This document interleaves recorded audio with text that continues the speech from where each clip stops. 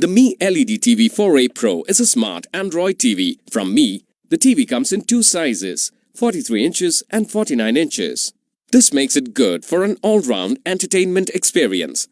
The HDR feature and ultra-bright LED panel provide rich detail and colors, even in dark scenes. The recommended viewing distance for this TV is 6 to 12 feet. Enjoy smart features with a certified Android operating system. It has a 64-bit quad-core processor with 2 GB RAM and 8 GB storage. With built-in Chromecast, you can easily mirror your phone or laptop screens onto your TV for entertainment. You get access to 700,000 plus hours of content across 15 languages with Patchwall and can also download apps from the Play Store. The Mi Remote has a dedicated voice assistant button with which you can easily browse apps using your voice. The TV has 3 HDMI and 2 USB ports, allowing you to connect multiple devices like a set-top box, DVD player, and pen drive. Enjoy cinema surround sound with the 20 watts stereo speakers with DTS HD sound. The TV comes with brand warranty, free installation and demo. The remote and base stand are included in the box. Check the product page for exchange offers and details on scheduled delivery.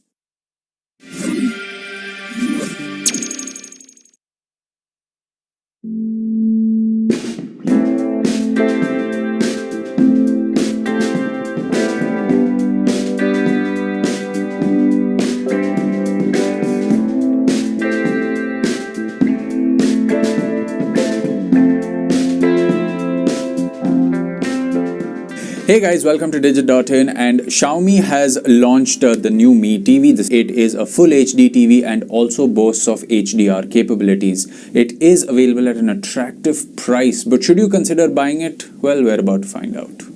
Kicking things off with the build of the Xiaomi Mi LED TV 4A Pro, it isn't the slimmest television in the market, and that's okay. It, however, does have relatively slim bezels around the display, which gives the TV a nice look but aren't as thin as what we've seen on, let's say, the Mi TV 4. You can choose to either wall mount the TV or put it on a tabletop. We put it on a tabletop and the two plastic feet are sturdy, well built and hold the TV in place. Overall, the design of the Mi TV 4A Pro is simple. It won't turn heads, but it isn't flimsy either. It serves the purpose and we like it. When it comes to connectivity, the TV has 3 HDMI ports. One of them is ARC compatible, 2 USB ports, an Ethernet port, AV input, good old antenna and SPDIF for audio. Now the TV only has an SPDIF port for audio output, which can be a bummer for some. I mean, it has HDMI ARC, yes, but if you're someone that has a pair of really nice studio monitors or speakers that need 3.5mm connectivity, then you may need to invest in a converter. However, yeah, we would have liked to see more audio output options from the TV.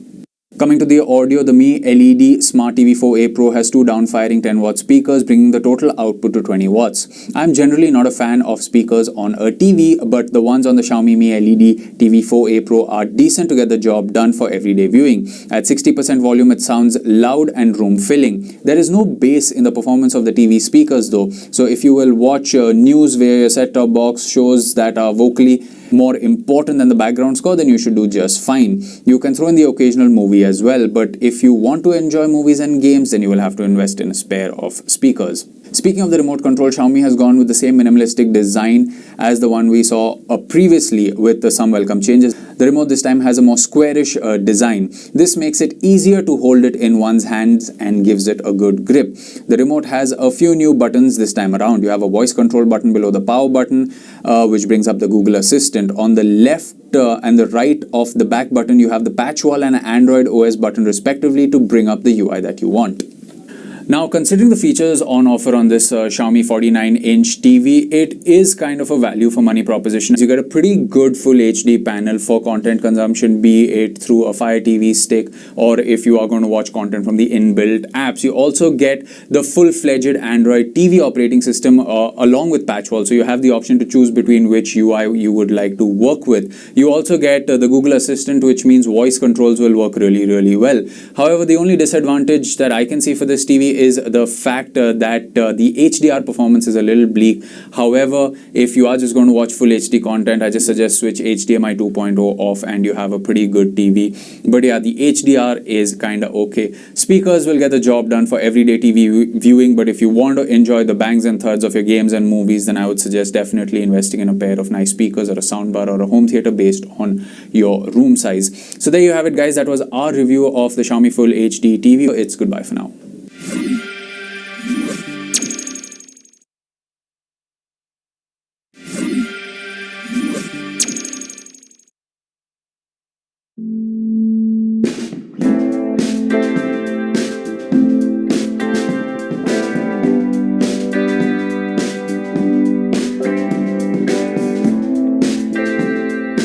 Now, here is a few things to keep in mind, especially where HDR and the panel of this TV is concerned. Now, the Mi TV has a full HD panel, and Xiaomi says that it'll be available in VA and IPS panels for this particular model. So now, if you want to know which is yours, whether you have an IPS or a VA panel, just switch the TV on, put on some content, and go and physically press the display a little bit. If you see rainbow-like colors around the area where you press the TV, then your TV has a VA panel. If it doesn't, then you have an IPS panel.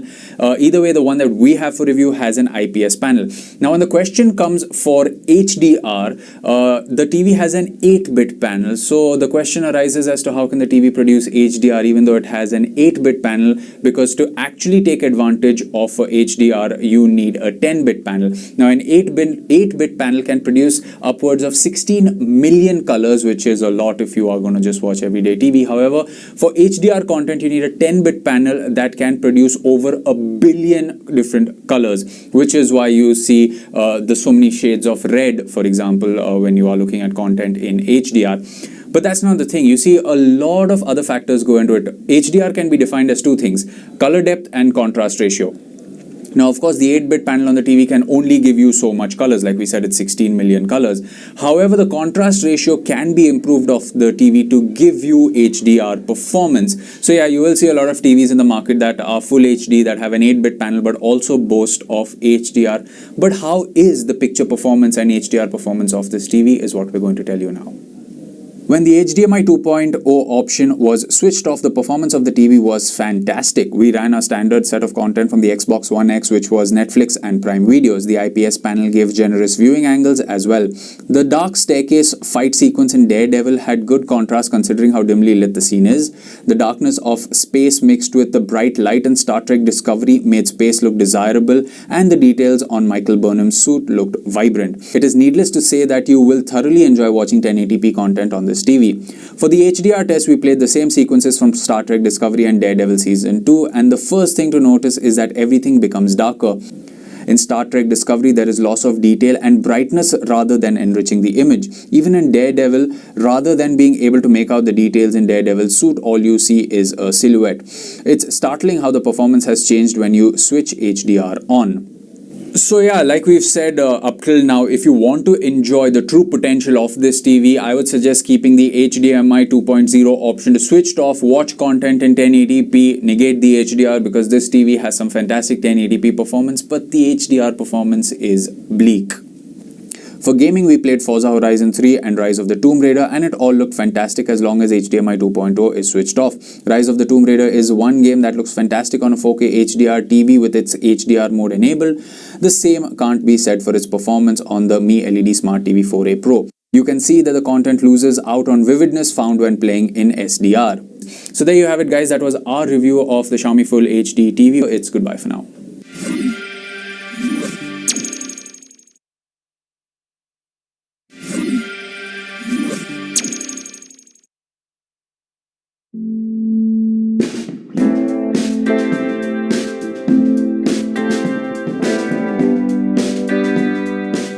So Now, one thing that I want to tell you guys is the difference between the types of Android TVs that you get. Some of these TVs boast of Android TV as the operating system, whereas the others just boast of Android. Now, Google has two types of operating systems that you can get on a TV. One is Android TV, which is what we have here on this Xiaomi TV. However, there are a lot of smart TVs available in the market that boast of Android but actually run on the Android open source platform, that is AOSP. Now, the disadvantage of AOSP is that you will always get mobile versions of applications. So let's say if you have a TV, a smart TV, and when you open the Netflix app or the Prime Videos app, you see the mobile UI. You will know this if you open the user interface on your smartphone or a tablet. More on a tablet, you will notice the same UI on the TV. This means that what you are getting is a subpar experience of these streaming services. Google also doesn't need to enforce that the Google Play Store is on these TVs. So kind of advantage is that you have access to a Play Store, not exactly a Play Store, but an App Store on AOSP TVs where you really don't need to log in. But if you actually want a fantastic smart TV Android experience, you should definitely consider TVs running on Android TV rather than on the AOSP platform. You can use your voice to search for content using the voice feature of the remote control. Simply press the microphone button and say things like Salman Khan movies or switch to Star movies or show me Game of Thrones, and if the content is available, it will pop up.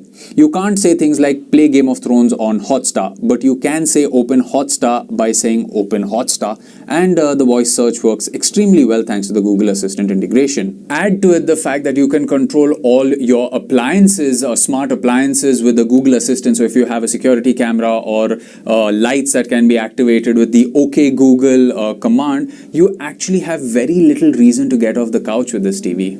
So yes, the TV does have access to the Google Play Store. However, there is no Netflix app on the TV, and Xiaomi at the launch event of the TV said that Prime Videos will be a part of this really soon. Now, if you thought that you could simply Chromecast Netflix from your smartphone to this TV, we'd say think again, because we tried it and it did not work.